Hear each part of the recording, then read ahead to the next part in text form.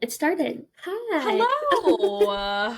We're back. I'm Hello. Olivia, And I'm Amy. and And this this is is Girls Girls Gone Gone Spooky. Spooky. Hey, oh yeah, brother.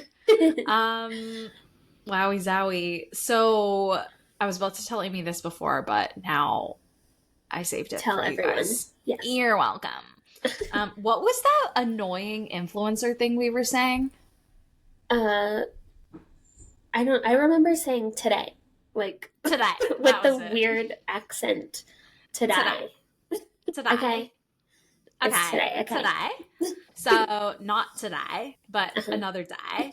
Um, we bought, and I actually don't think I sent you a photo of it, so I will. But we bought Okay. these like prints, these art prints to hang over the couch, and the series is called Bodega Cat, and it's very cute. And they're little black cats on like Cute. orangey and like some like light teal background kind of stuff.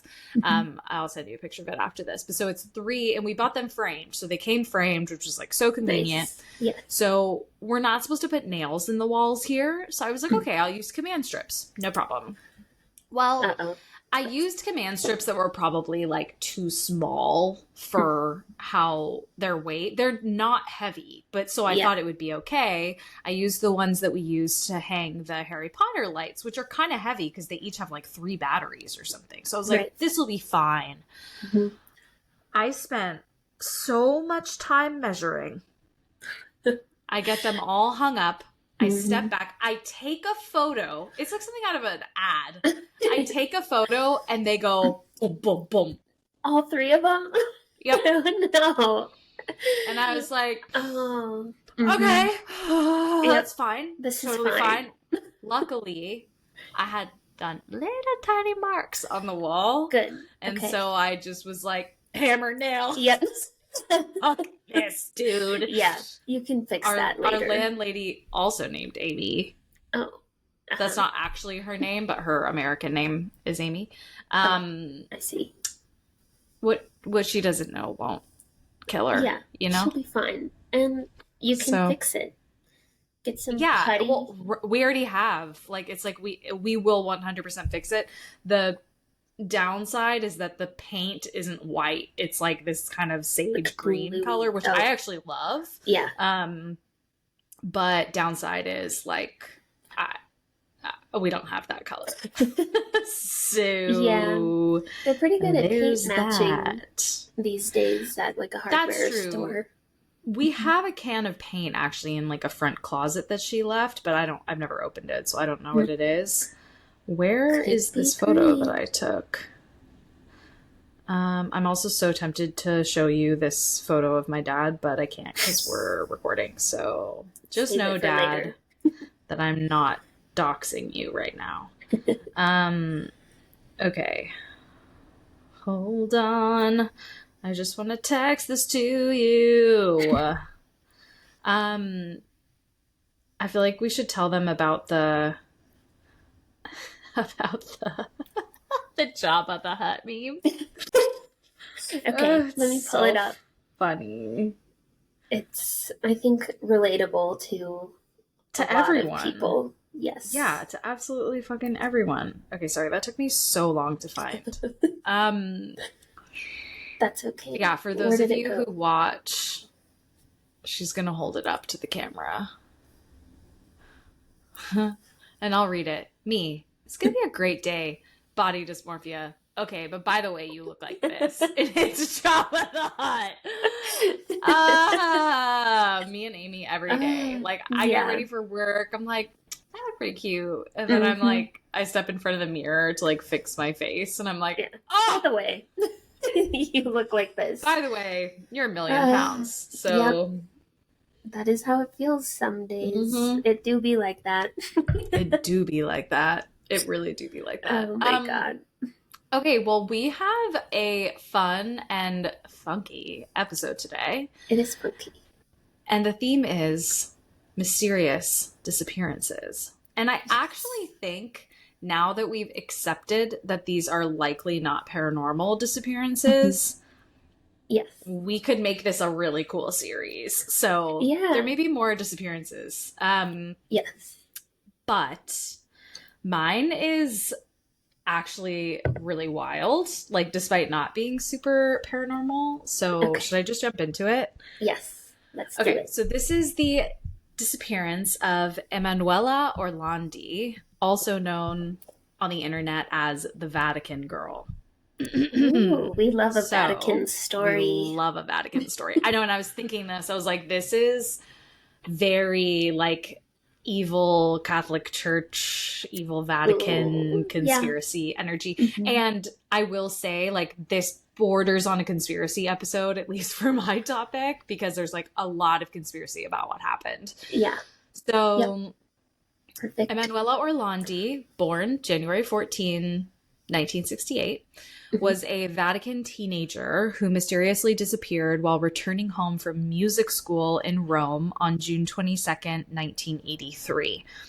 The case received worldwide attention due to the public appeal of Pope John Paul II, or JP2, for her release after an unnamed terrorist organization claimed to be holding the girl in exchange for the liberation of Mehmet Ali Agsa. I don't know if I'm saying that right. It's a Turkish name. Hmm. This is a Turkish terrorist who 2 years prior attempted to assassinate the Pope. However, the subsequent investigation discovered that the allegation of international terrorism was a misdirection and the real motive of the disappearance remains unknown. So I believe that this like they say unnamed terrorist organization, but it's called Turkesh later in like other sources that I was looking at. So it's not real. Like it was totally Okay. made up, but the Oh. claims were real. So there's a Hmm. lot of that, like anonymous callers, like claiming things, and then like those things not actually being real, or maybe they are Yeah. real and like we're just missing big chunks of information. Right. So the case was the subject of two judicial investigations, the first between 1983 and 1987, the second between 2008 and 2015, both closed without finding a solution. The case was opened again in 2023 Oh, by the wow. Vatican magistrates, yeah, and by Rome's prosecutor's office, and by a bicameral parliamentary commission, thus being the subject of three investigations simultaneously. So, Vatican, Oh. Rome's like policing whatever Hmm. department, and then this parliamentary commission. Over the course of 4 decades, the case has led to much speculation about the involvement of international terrorism, organized crime, and the role of a possible serial killer, a possible familiar trail, and a plot inside the Holy See to cover up a sex scandal involving ecclesiastical Hmm. figures. Interesting. And when I say a familiar trail, we also mean like familial trail. I'll Mm-hmm. get to that in a bit. Okay. Orlandi's family, in particular her brother, Pietro, have consistently pressed the Vatican for the release of information about the case, believing that the Holy See knew more than it admitted. The Vatican has always maintained strict silence about the matter, denying any accusation or involvement, because, of course, they did. Yep. So, a little bit more about the actual disappearance. So, Orlandi usually traveled by bus to her music school, which is located in Piazza di Santo Apollinare. Perfect. Thank you. Hmm. Next to Piazza Navona. I'm gonna say Flawless. every Italian word Hmm. like that. The same Unless I inflection really, yeah, every exactly. time. Yep. Unless I really think I'm not going to be able to pronounce it, even like jokingly, and then Hmm. I just won't do it at all. Okay. Um, Perfect. so she would get off the bus after a few stops and walk the last few hundred meters. Upon leaving home around 4 p.m. on June 22nd, Orlandi was late to class and the weather was extremely hot. This part's sad. She asked Pietro, her brother, to drive her to school, but he had other commitments. I've gone over it so many times, telling myself if I only had accompanied her, maybe it wouldn't have happened, he recalled Mm. decades later. So it's like very sad because there's a lot Yeah. of regret. Hmm. At the end of the class, Orlandi phoned home and explained to her sister Federica that before the lesson, she had received a job offer from a representative of Avon products to hand Mm. out flyers at a fashion show for 2 hours, adding that she would meet him again at the end of the lesson to give him an answer. So, Federica said, do not accept that offer, because she Yeah. thought the compensation was actually really excessive and therefore thought the whole offer was kind of suspicious. Yeah. And suggested like maybe you should talk to like mom and dad before you like go meet up with this random stranger. While leaving school, Orlandi spoke of the job offer with two female classmates who then left her at a bus stop in Corso Rinascimento in front of Palazzo Madama. Beautiful. She was last seen around 7:30 p.m. at the bus stop in the company of another girl who was never identified. Lots of that in this case, by the way, of like, yeah, I saw this person, but I can't ID them. Like a lot of that. Yeah. Weird. Which also seems sus. Like that seems like these are almost like accomplices, I guess. Yeah. What's the time period of this story again? This is the 1980s, 1983. Okay. So not that long ago. No, not that long ago. So later that night, after hours of waiting, Orlandi's family began to worry and started looking for her in an area between the Vatican and the music school. They called the director of the music school to ask if any of their daughter's classmates had any information about her. Her father then went to the police to report her missing, but the police assumed she was with friends and suggested waiting. Orlandi was officially declared missing the next morning, and over the next 2 days, announcements of her disappearance were published in the Italian newspapers Il Tempo, Paesi Sera, and Il Messaggero. Perfect. Thank you. God. So good Every at this. time. My Italian is strong. Yes. Just kidding. No, it's not. Okay, so there is so much information about what happened next. And I'm honestly just like not gonna go into all of it. There's like a bunch of like phone calls back and forth, and there are possible connections, like alleged connections to this other girl who went missing, Morella Gregori.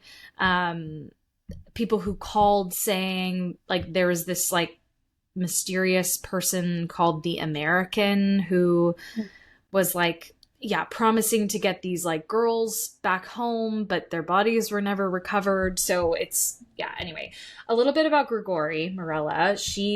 Another also 15-year-old who had gone missing in Rome 40 days before Orlandi. And in the following days, both Turkesh, this like, I think like fake, well, it's supposed to be like a person, but they're like representing this like terrorist organization, right. And someone who they call the American confirmed that both Orlandi and Gregory were their Grigori, I guess, were their captives. And on the request of the families, the Italian president at the time, Sandro Pertini, made a public appeal for their release on October 20th, 1983, linking the two cases in the public's consciousness. So that part's important because these two like weirdo figures like make these anonymous calls, and that prompts the family to push the president to make this statement. And then they're sort of forever connected, even though there's a really weak connection between the two of them to start with, other than the fact that they're both women who disappeared, or girls, they were 15 around the same time. So like that is weird. Yes. And there are, of course, theories to speak to that. So there are a bunch of theories about what happened, including political conspiracies, international terrorist organizations claiming that she's actually now living like in a Muslim community, like fully integrated, her kidnapping being ordered directly by the KGB, like Bulgarian involvement, like lots. And like, honestly, some of them are kind of compelling, but as you'll see as I walk through some of them, like they end in dead ends. I mean, no pun intended, but they just kind of peter out, and it's like the connections sort of stop making sense after that point. But it's hard to parse out, like, are some of these, you know, quote unquote, like pieces of evidence actually evidence? Like, it's hard to know what's true because there's so much, like, so many anonymous callers and just like conspiracy happening. Right. So we can get a little spooky here. So we're going to enter here enters the grave situation, and also the organized crime theory. So we're cutting way into the future here. It's 2005, July 11th, an anonymous caller to the Italian television program. I'm going to say this wrong, so I'm going to say it with a normal accent. Not with your Italian one. Chi ha visto? I don't know how to say it. They said, but it's this popular Italian TV show. They said that to resolve the Orlandi case, it's necessary to look at who was buried in the crypt. Oh, this is an anonymous caller. Sorry. Anonymous caller calling into the show. Said it's necessary to look at who was buried in the crypt of the Basilica di Santo Apollinare in Rome. It was discovered that the crypt contained the grave of Enrico de Pettis, a leader of the Roman gang Banda della Magliana. So that name is going to come back quite a bit. Okay. So controversy arose as to why de Pettis, who's this violent criminal, a known gangster, had been buried in the crypt of a major Roman basilica, which was a mode of burial that was normally reserved for very high-ranking figures like cardinals. Yep. A newspaper article in 1997 had reported on this strange burial, provoking protests from the police union, but then neither the Vatican nor Opus Dei, who are the owners of the basilica, felt the need to justify it, and it just kind of like blew over. So this sort of breathed new life into this like controversy.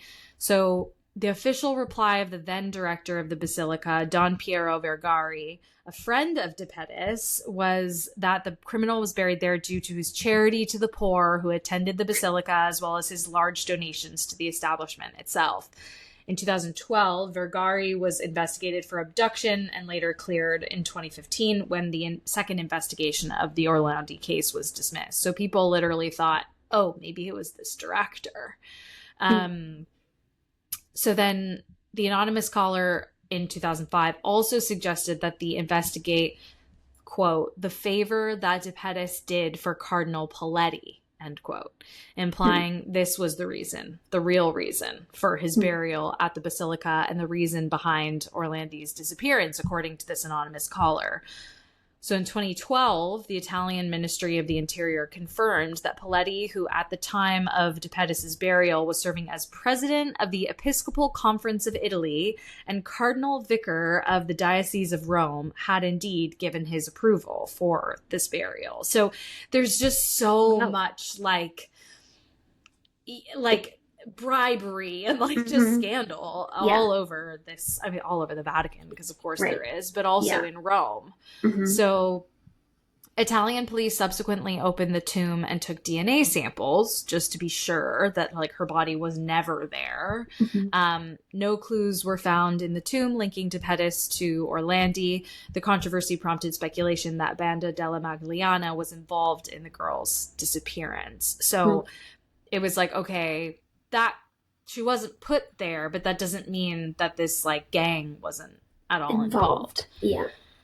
So now enter Antonio Mancini and Sabrina Minardi. So February 26, a former Banda della Magliana member, Antonio Mancini, says in an interview that he recognized the voice of quote unquote Mario, who was one of the anonymous callers back from 1983, the year of the disappearance. And he recognized him as a subordinate of de Pettis named Ruffetto. So he's saying like, no, that person who called about this was a part of the gang. So he's like corroborating that there is a connection. The testimony was further corroborated by Sabrina Minardi, who's de Pettis' former girlfriend, who claimed that Orlandi was kidnapped by Banda della Magliana on the orders of Archbishop Paul Marcinkus, the disgraced former head, of the Vatican Bank. Why? Right. What's happening? Well, they say as a part of a quote-unquote power game. So for anyone who's familiar with this at all, the Vatican Bank is actually known as the Institute for the Works of Religion, which is like a really corny Catholic way to talk about money. But okay. Minardi also claimed, Sabrina, the former girlfriend, also claimed to have held a drugged Orlandi captive in her apartment and Torveanica for several days before moving her to another apartment in Rome. She added that she was instructed by De Pettis to drive the girl to a Vatican oil station and deliver her to a man dressed as a priest. But Minardi's credibility has been questioned because she's changed her story a lot, and she has a history of drug abuse. So the initial testimony was leaked to the press in 2008, and then she started changing her tune. So she started confusing the sequence of events, claiming involvement of people who had actually already been dead in 1983. In particular, she changed Orlandi's whereabouts several times in the story, which altogether led the Italian authorities to just throw out her testimony altogether. So a little more on the Vatican Bank. So you said why?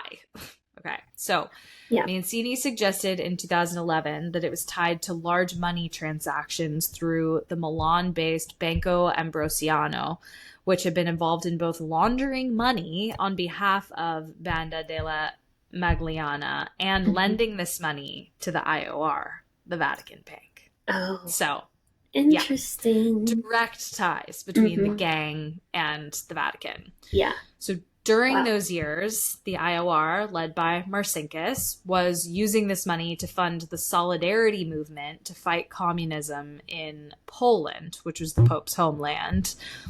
According to Mancini, following Banco Ambrosiano's collapse in 1982, the gang kidnapped Orlandi in order to force the Vatican to pay restitution, although this theory would contradict Minardi's claims that Marcinkus was the instigator of the kidnapping. So, again, it's okay, that makes sense to a point, but then it's a bit of a stretch. Yeah. So, some alternative theories. Okay. The serial killer theory. So there were 12 cases of young girls missing and murdered in Rome between 1982 and 1990. And some investigators hypothesized that all of them were victims of an alleged serial killer due to the similarities of the murders, although they're not all confirmed murders, and their proximity within the city. Some include the murders of Katie Skrull and Simonetta Ciceroni, two major unsolved crimes in Italy. These two investigators put forth that both Morella Gregori and Emanuela Orlandi were victims of the serial killer. And according to them, this man lured the girls with job offers, like selling the Avon products, then kidnapped and killed them. Gregori and Orlandi, who were the only two minors on this list of victims, were also the only ones whose bodies were never found. So, wow. The fact that their age doesn't match to me seems really suspicious in that, unlikely that it was connected to the other 10. But anyway, also no resolution there. Right. So now we get into the real conspiracy, which is a Vatican sex scandal because fucking, of course. Yeah. So. No surprise. Right. As the years went by, abduction started to seem less and less likely due to where she was last seen, like abduction by a stranger or a terrorist organization. She was last seen on a super busy street in broad daylight.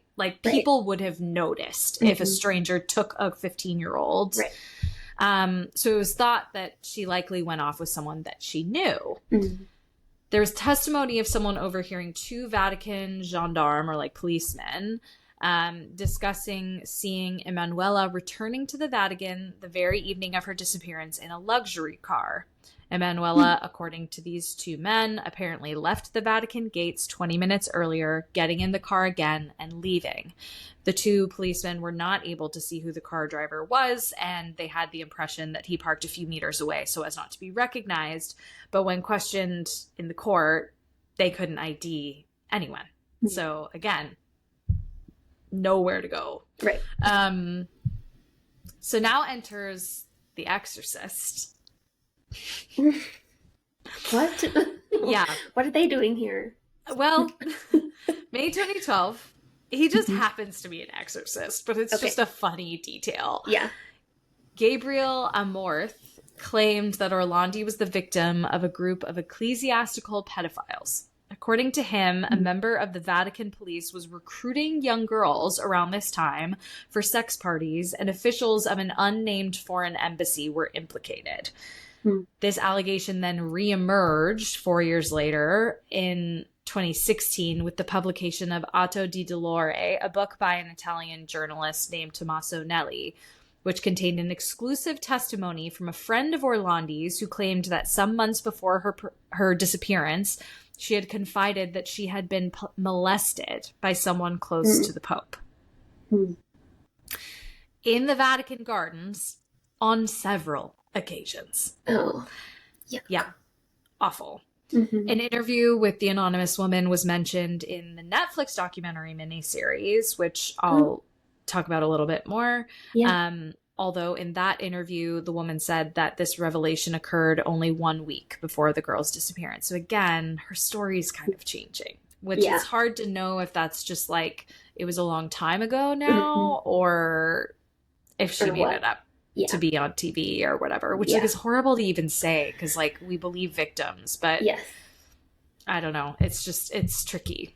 Yeah, it is. So December 14, 2022, an Italian journalist, Alessandro Ambrosini, published an exclusive recording of Marcello Neroni, a man affiliated with De Pettis and Banda della Magliana, who implied that Orlandi was made to disappear or was kidnapped by De Pettis on the request of someone inside the Vatican for the purposes of covering up a sex scandal.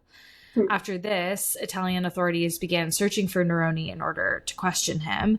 This like presumed plot between Banda della Magliana and the Vatican, rather than an operation against the Vatican, had already been mentioned back in 2009 by Maurizio Abatino, who was a Banda boss who had turned to aiding the judicial system. So it's just so much conflicting information. It's so hard to follow. There are so many players. All their names are so Italian. It's just a web of stuff. Yeah, literally. I don't even know. Alessandro Ambrosini, Maurizio Abatino, Emiliano Fittipaldi. It's just like a lot of Italian names. So if you're not following, don't worry too much about the names. Emanuela Orlandi is the name that matters to remember. The victim of some sort of crime that occurred, and probably also abuse at the hands of the Vatican. So a couple more like quick things. So VatiLeaks, or the Vatican leaks scandal. In 2017, Italian journalist Emiliano Fittipaldi came into possession of secret Vatican documents that had been stolen in 2014 in the Vatican leaks scandal. One of these documents, which was signed 1997, March 28th, and sent to Archbishop Giovanni Battista and Archbishop Jean-Louis Tauran, allegedly showed that the Vatican spent over 483 million lira, around 250,000 euros, on supporting Orlandi from 1983, the year of her abduction, until 1997. Including expenses for her education and medical care. The document suggested that Orlandi had lived in London under Vatican protection for several years, and that her remains had been sent back to the Vatican following her eventual death. Both the Vatican and Italian authorities regard the documents as false. What? So there's like a clear explanation, but a lot of these Vatican leaks documents were bogus. So this fell into that category.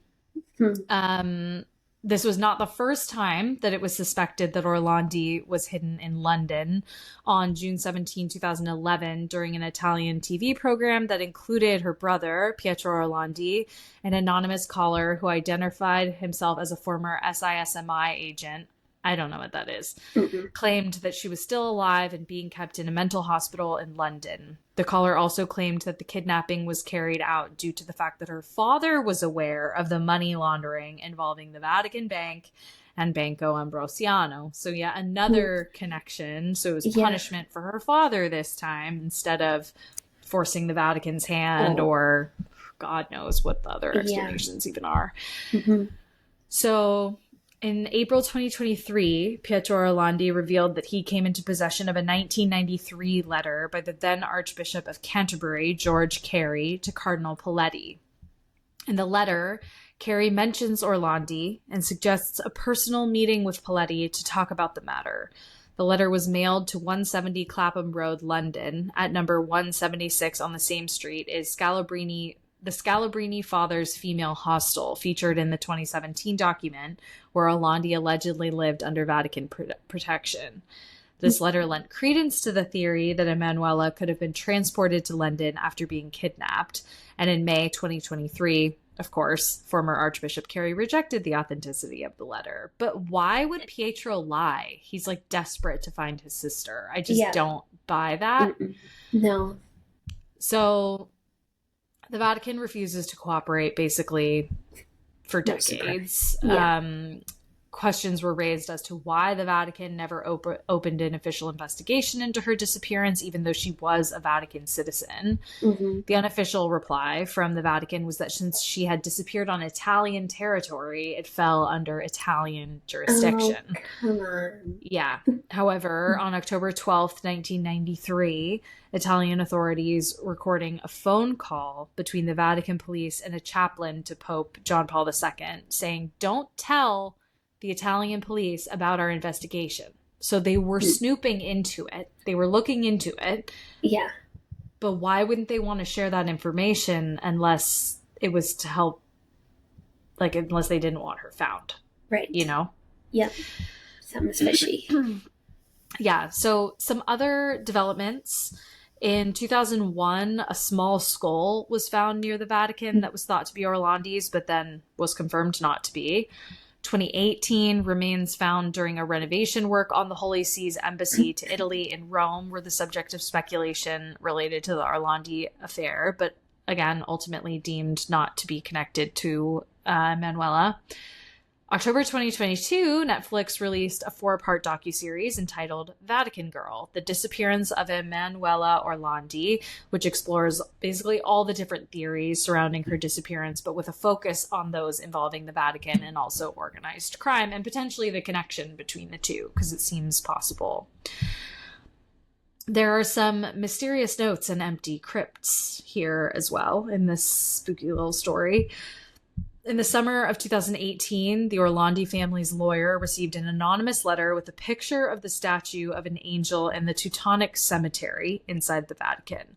The letter reads, "If you want to find Emanuela, search where the angel looks." So on July 10th, 2019, it was announced that the Vatican would be opening 2 tombs inside the Teutonic Cemetery, and they would then be examined by a forensic anthropologist, Giovanni Arcudi.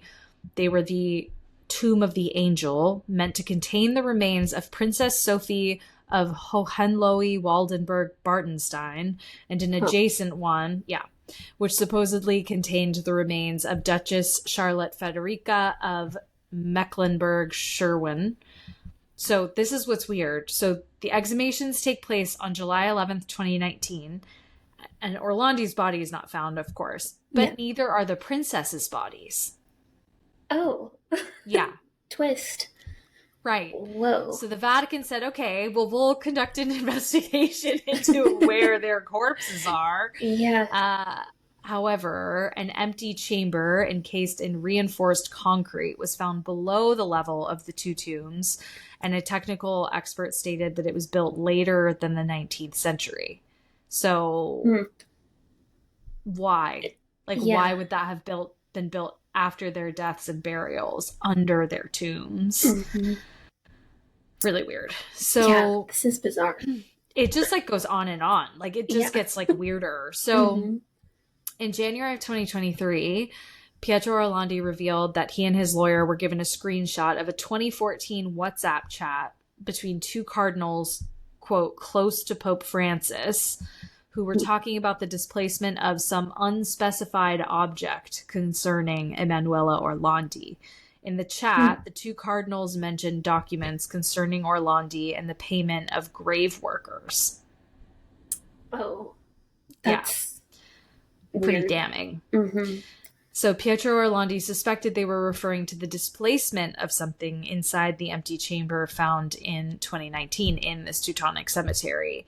He didn't publicly reveal the identity of the two cardinals, though he did provide their names to the police and the Vatican investigators.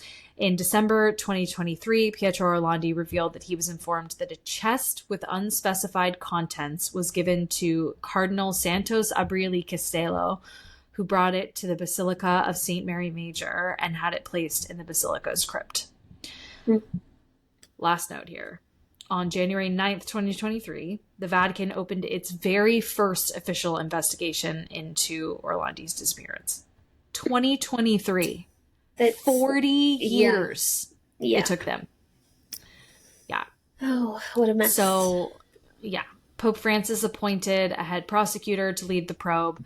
The Vatican has been, I guess, conducting a complete review that re-examines all files, reports, testimony. On April 11th, Pietro Orlandi gave his first official testimony to the Vatican City head prosecutor. His name's Alessandro Didi. On the 15th of May, the Italian public prosecutor in Rome opened the third official investigation into the case, and a lot of drama ensued over who would control the case, and ultimately the Italians won it, although all three are ongoing. So there's Vatican, the Italian police, and then the Parliamentary Commission. Yeah.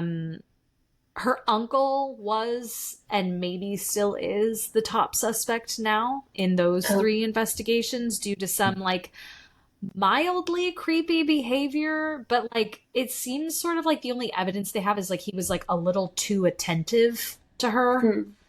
Which, like, okay, a little weird, but at the same time, that feels like not enough to go on when the Vatican seems really fucking involved. Yes. There's other stuff that seems more compelling than that. Right. Completely agreed. So that is the unfortunately unsolved disappearance of Emanuela Orlandi. Wow. Amazing. It's a journey. Yeah. An epic journey. Yes. But here we are. Wow. I wonder if anything will ever come clear. I don't know. I mean, I feel like no, because I feel like the Vatican's involved. Yeah. I think they're going to keep things under wraps. Probably. Because even if they weren't involved in her disappearance, but she was molested, I don't know. It's still, yeah. Yeah. What's your favorite Italian name? Oh. That you read? I don't know. I'm like scrolling through again. Yeah. They're all Giovanni. Pretty good. Giovanni. I like Emiliano Fittipaldi. Yeah. That one's really like crunchy. That works. Yeah, it's really like crunchy in your mouth. I like it. Perfect. All right. What disappearance you got? Okay. I've got 3 short ones. Hell yeah. So, this first one, and I wanted to say that these are also, well, at least this first one is definitely not supernatural. Okay. But this is one that I have remembered since my 7th grade history class, and it's never left my mind because just found it so interesting, and you probably know it, but it's the disappearance of the people at Roanoke in Virginia. Of course, yeah. Yeah. Which I feel like that, like, was at least rumored to be kind of paranormal. I think, some people say so. I think they now have a better idea of what really happened. Okay, fine. I didn't even write that part because I was like, I don't care. Yeah. But I think, I'll just tell this story and then I'll let you know. Okay. So this happened over 30 years before the Pilgrims landed at Plymouth Rock. And it was a group of 117 people who landed on Roanoke Island in July 1587. And they were attempting to establish the first settlement of its kind in the Americas. So they were all recruited to do this by Sir Walter Raleigh, and among the settlers was John White, his pregnant daughter, Eleanor Dare, her husband, Ananias. Okay, that's a name. I've never heard that one. No. Ananias Dare, Okay. And Dare is kind of a cool last name. Yeah, it is. It is really cool. And then somebody named Monteo, who was an indigenous person. I don't have the tribe. But he was a chief and he was alongside them. So they all unloaded their stuff. On August 18th, 1587, Eleanor Dare gave birth to a daughter named Virginia, and that was the first English child born on American soil. Oh, wow. Not that we like colonization. No, I was going to say, but do we... Is that special? I don't know. It's a little historical tidbit, I guess. Yeah.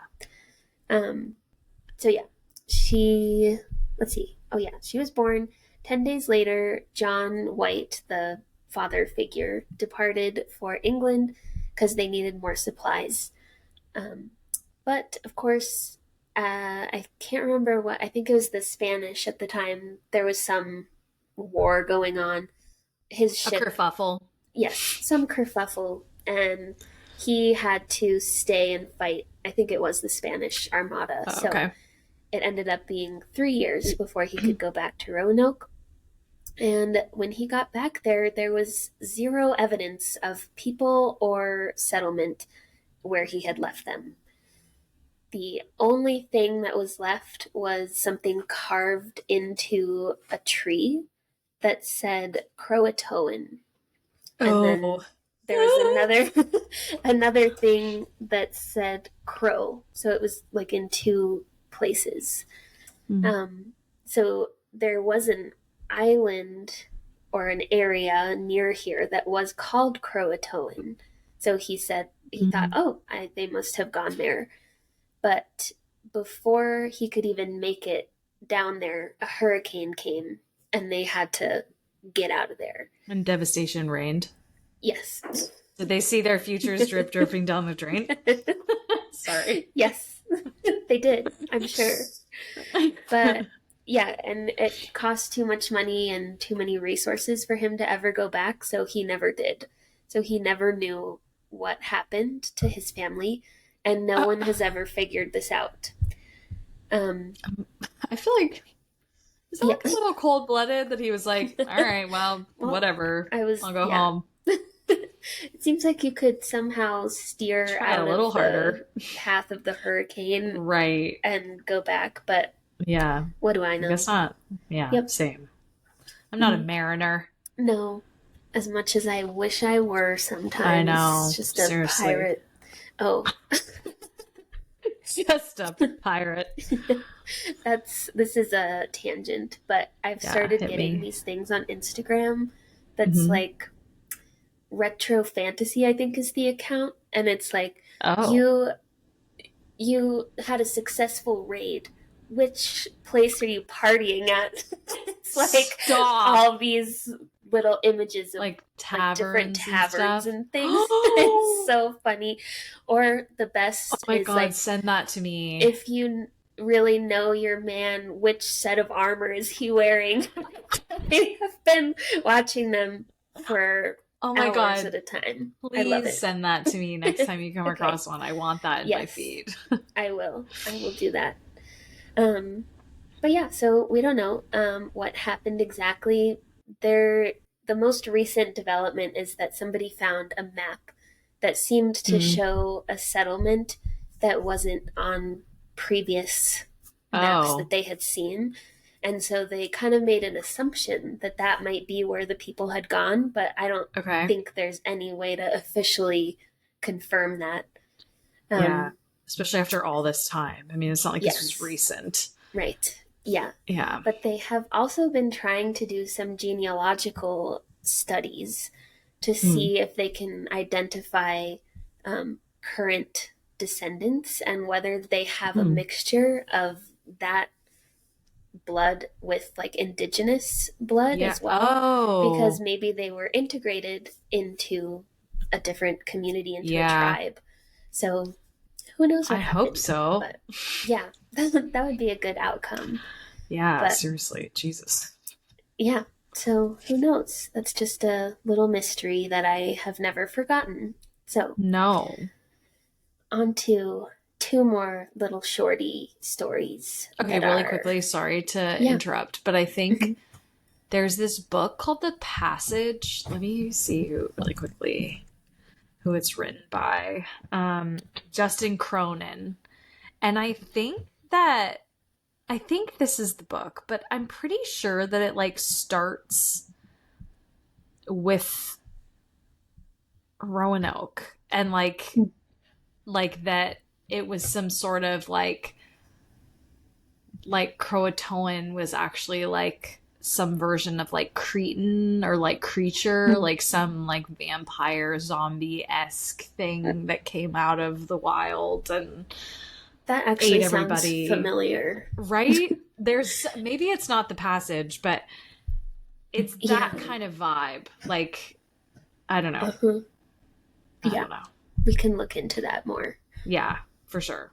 But anyway, that's okay, cool. Sorry, continue. No, that's okay. I like that story a lot. So yeah, me too. Here's the second one. So this is the Flannan Isles Lighthouse Keepers. Oh. So in December of 1900, a ship landed at Eilean Moor. And that's probably Scottish Gaelic that I don't know how to say. Yeah. But anyway, it's the Flannan Isles near Scotland. Okay. And it was going to drop off a lighthouse keeper to relieve one of the 3 people that were already stationed there. Mm-hmm. But when they arrived, there was no one there to greet them. Mm-hmm. All 3 of the lighthouse keepers who should have been there, their names were Thomas Marshall, James Ducat, and Donald MacArthur, were all gone. And things at the lighthouse were strange. So dinner was set on the table and looked completely untouched. Oh. Okay, I already have goosebumps. That's creepy. This one is really weird. I don't know what to make of this. Oof. A nearby chair was turned upside down. The clocks were all stopped at the same time. And the lamps were prepared for lighting, but they were not lit.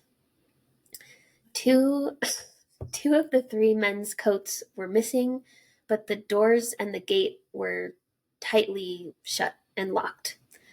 So signs pointed to them having been gone for about a week by the time their disappearance was discovered.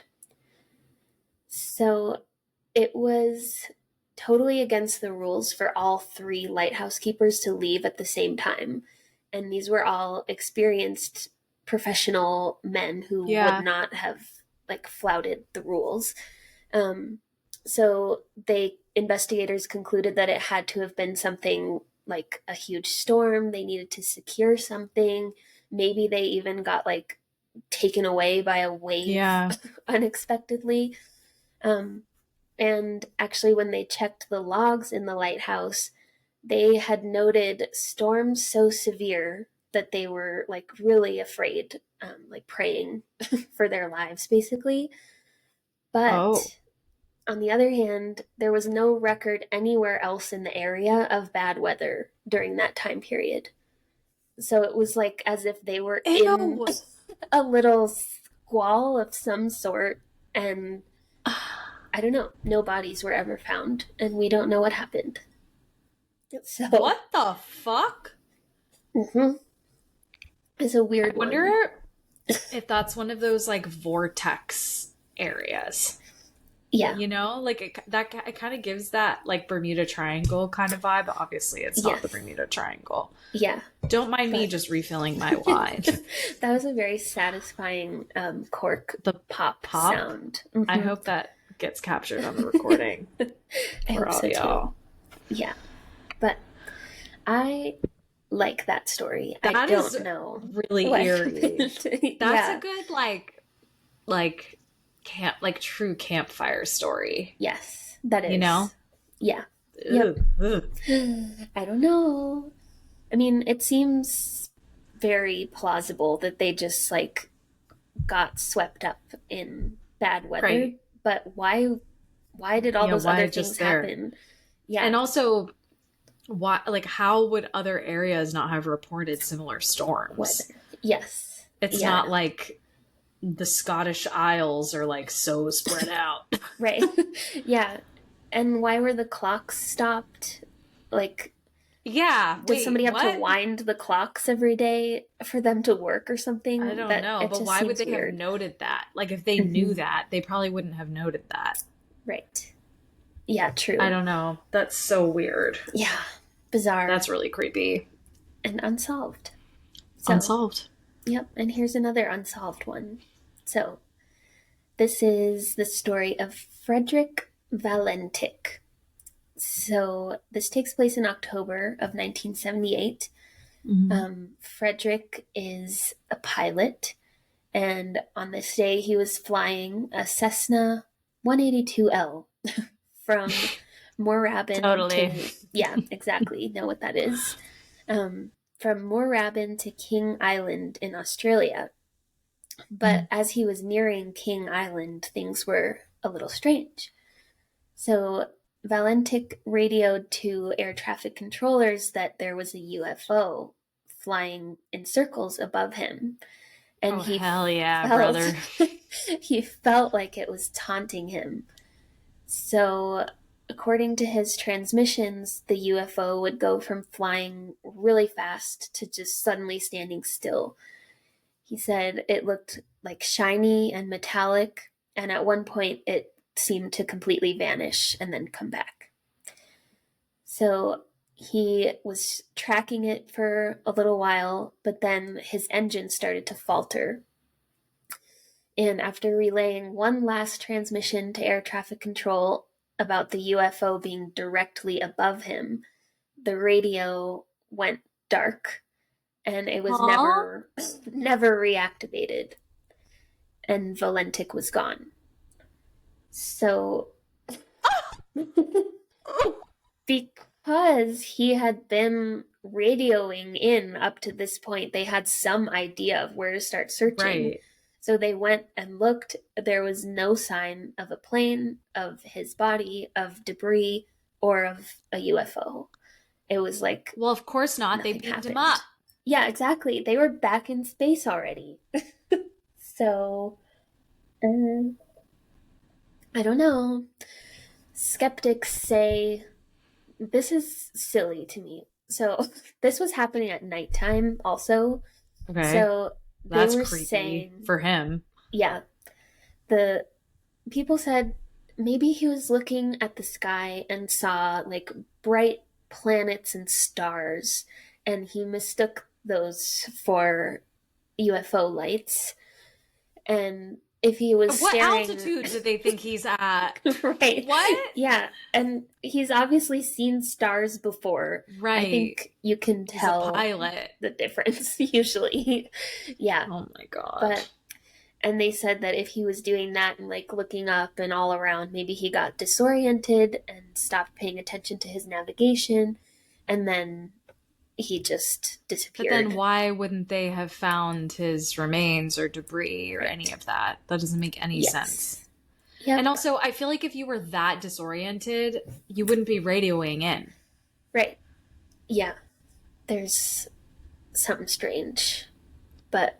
high strange, according to Payne Lindsay. Yes. Holy! Yeah. So, the funny... article ends where he really ended up, but hopefully he stayed on this planet. I doubt it. Think so. It does not seem like he did.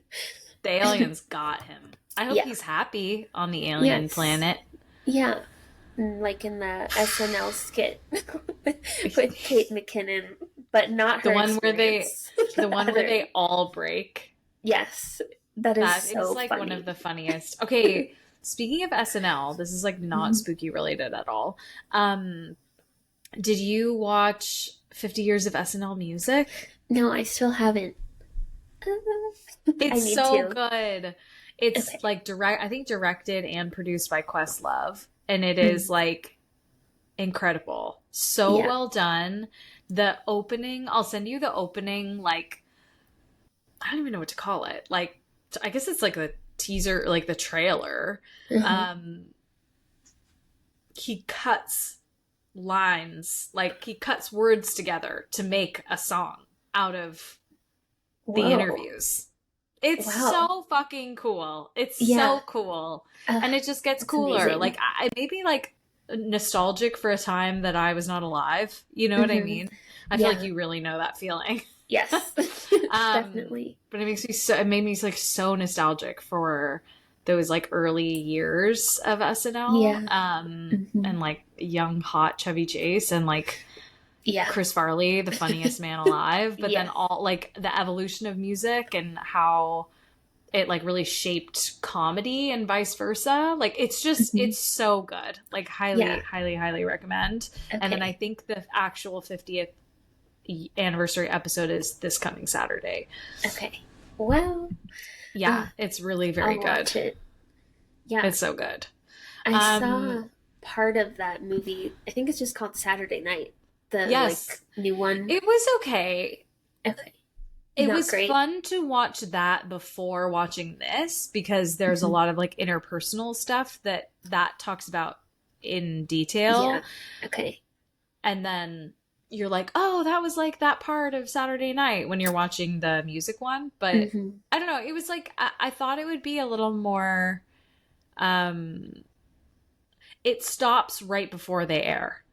So it's like a little bit of like a unsatisfying. Like it's a little anticlimactic, I'd say. Yeah. Although it was really interesting to see like Lorne's point of view, I guess. Like I don't know if it's really his point of view, but you know, or some version of it, I guess. Yeah. And all of that like original cast and like it's cast really well. Like they look like who the actual people. Yeah.